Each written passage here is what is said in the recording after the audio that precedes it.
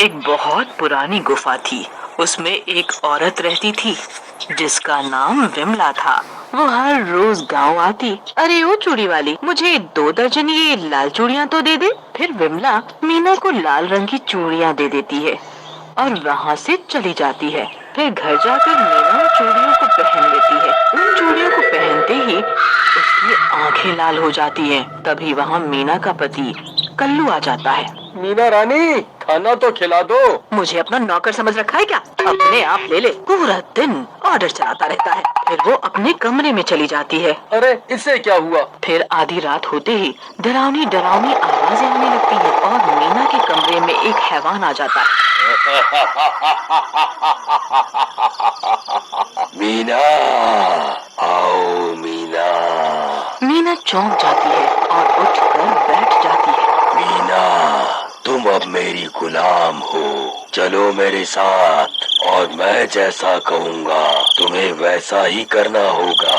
मीना का रूप बदलने लगता है। जी, मैं आपके गुलाम हूँ। मुझे क्या करना है? आप जैसा कहोगे मैं वैसा ही करूँगी। फिर मीना बिना कुछ कहे उस हैवान के साथ चली जाती है और हैवान उसे एक गुफा में ले जाकर एक तहखाने में बंद कर देता है। वहीं दूसरी ओर गांव में मीना का पति मीना को घर में ना पाकर परेशान होता है। अरे मीना, अरे ओ मेरी मीना रानी, कहाँ हो? रात में भी तुम जल्दी सो गई थी, अब कहाँ गायब हो गई? कल्लू मीना को हर जगह ढूंढता है लेकिन मीना उसे कहीं नजर नहीं आती। फिर विमला उसी दिन चूड़ियां बेचने फिर से गांव आती है और कई सारी औरतों को चूड़ियां पहना देती है और वापस अपनी गुफा में आ जाती है। और फिर आधी रात होने पर उन चूड़ियों का असर होने लगता है। उन सब की आंखें लाल हो जाती हैं और उनका भी रूप बदलने लगता है।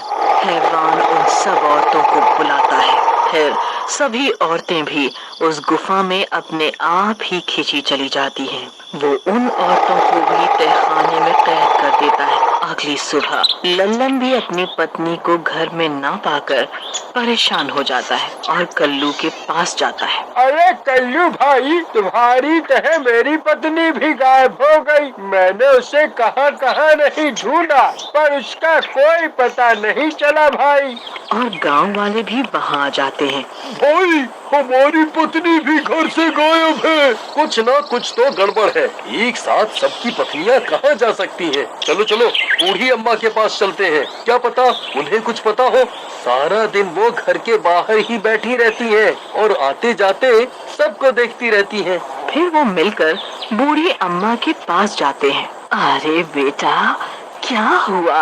अब तुम लोग इतने परेशान क्यों हो? हाँ? अरे देखिए ना माँ जी, हम सभी की पत्नियां पता नहीं कहाँ चली गई एक साथ। मेरी पत्नी को तो 2 दिन हो गए। 2 दिन से? मैंने तुम्हारी मीना को 2 दिनों पहले ही का देखा हुआ है, जब उसने विमला चूड़ी वाले से चूड़ियां ली थी। हाँ, तब से ही वो गायब है। मुझे लगता है कि वो विमला ही इन सब के पीछे है। कहीं उसी ने तो तुम्हारी पत्नियों को गायब नहीं किया। अब उससे कोई भी चूड़ियां मत लेना। हाँ। तभी विमला वहाँ पहुँच जाती है। अरे क्या हुआ? आप सब यहाँ जमा क्यों हैं? नहीं नहीं, कुछ नहीं। मैं तुम्हारा ही इंतजार कर रही थी। अब मुझे भी ये चूड़ियाँ चाहिए थी। फिर विमला उस बूढ़ी को चूड़ियाँ देकर वापस चली जाती है। माँ जी, आपको तो इस विमला पर शक था, फिर आपने इससे चूड़ियाँ क्यों ली? क्योंकि मुझे लगता है सारी गड़बड़ इन्हीं चूड़ियों की वजह से हो रही है। मैं आज रात इन चूड़ियों को पहनूंगी। तुम सब भी मेरे घर आ जाना। आज रात में सब दूध का दूध और पानी का पानी हो जाएगा। फिर रात होते ही सब गांव वाले बुढ़िया के घर पे जमा हो जाते हैं। फिर आधी रात होते ही बूढ़ी अम्मा पर भी उन चूड़ियों का असर होने लगता है। उसकी आंखें लाल हो जाती हैं और उसका भी रूप बदलने लगता है।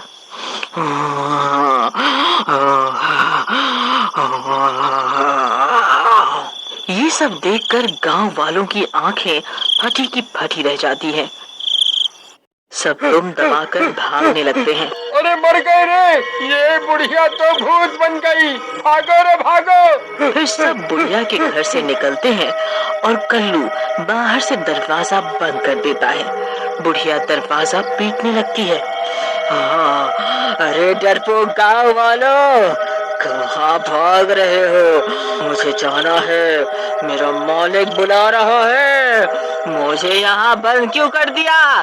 खोलो दरवाजा, खोलो। अरे भाइयों, इस बूढ़ी अम्मा की बात तो सच निकली, इन ससुरी चूड़ियों में ही गड़बड़ थी। हाँ भाई, लेकिन भाई हमारी पत्नियां हैं कहाँ? ये कैसे पता लगेगा? उसके लिए हमें इस बुढ़िया को आजाद करना होगा और इसका पीछा करना होगा। अबे पागल हो गए हो क्या? इसको आजाद करके इसके हाथों मरना चाहता है क्या? मैं तो मरना नहीं चाहता, मरने दो मेरी पत्नी को ही, वैसे भी बहुत दुखी करती थी। ऐसा मत बोलो भाई, कल तो तुम भाभी के लिए बहुत रो रहे थे, अब क्या हुआ? बस अब डर गए। ठीक है भाई, मगर ये हमें पीछा करने लायक छोड़ेगी तब तो हम इसका पीछा करेंगे ना। तुम सब छुप जाओ, मैं जाकर दरवाजा खोलूंगा और जल्दी से इस पेड़ के पीछे जाकर छिप जाऊंगा, कुछ नहीं होगा। फिर सब लोग ऐसा ही करते हैं। सब लोग छिप जाते हैं और कल्लू धीरे से जाकर दरवाजा खोल देता है और भागकर छिप जाता है। फिर जैसे ही वो बुढ़िया बाहर आती है तो उसे कोई नहीं दिखता। कहाँ गए सब के सब?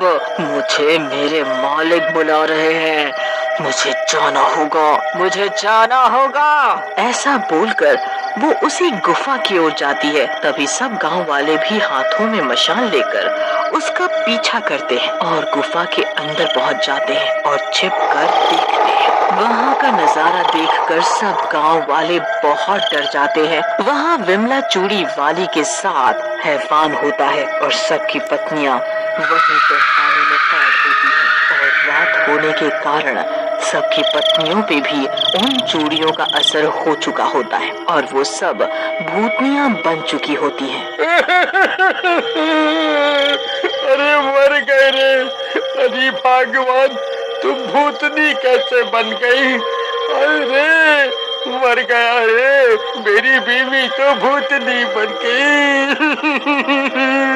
लल्लन के शोर करने से विमला सबको देख लेती है। अरे तुम सब यहाँ कैसे आ गए? हाँ?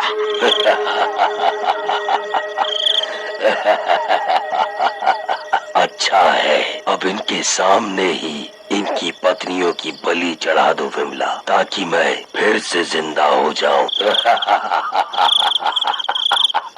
विमला, तुमने हम सब के साथ धोखा किया है। ये भूतिया चूड़ियां पहना कर हमारी पत्नियों को वश में कर लिया तुमने। धोखा? मैंने नहीं, तुम गांव वालों ने किया था। हम दोनों ने अपनी मर्जी से शादी ही तो की थी ना, लेकिन तुमने मेरे पति को जिंदा ही जलाकर मार डाला। तब से ये हैवान बनकर तड़प रहे हैं। आज अमावस की रात है, बस कुछ ही पल और मैं इन औरतों को एक साथ जलाकर बलि दूंगी, जिससे मेरे पति फिर से जिंदा हो जाएंगे। अरे नास मिट्टी औरत, कभी कोई मरा हुआ इंसान जिंदा नहीं होता। फिर सब भागने लगते हैं और रास्ते में उन्हें एक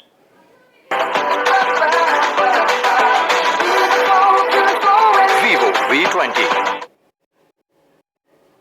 बाबा मिल जाते हैं। कल्लू उन्हें सब बात बताता है। अलख निरंजन, ऐसा नहीं हो सकता, कभी मरा हुआ इंसान जिंदा नहीं हो सकता। विमला के पति की लाश को जलाना होगा ताकि उसकी आत्मा मुक्त हो जाए। चलो आओ मेरे साथ उसी गुफा में। फिर सब मिलकर गुफा में जाते हैं। विमला, तुम्हारा पति मर चुका है। तुम्हारे पति का भूत तुम्हारा इस्तेमाल कर रहा है ताकि वो और लोगों को मार कर अपनी मौत का बदला ले सके। इसमें किसी की भलाई नहीं है। सोचो, तुम अपने पति को जिंदा करने के चक्कर में इन सब की पत्नियों को मार डालोगी। विमला, तुम इसकी बात मत सुनो, मैं इनमें से किसी को नहीं छोड़ूंगा। फिर हैवान कल्लू को हवा में उठाकर फेंक देता है। अजी छोड़ दो, मैं आपको जिंदा करने के लिए, अपने स्वार्थ के लिए इतने सारे लोगों की जान नहीं ले सकती। आपको जाना होगा, लेकिन मैं भी आपके साथ चलूंगी क्योंकि मैं आपके बिना नहीं रह सकती। और खुद को भी अपने पति की लाश के साथ जला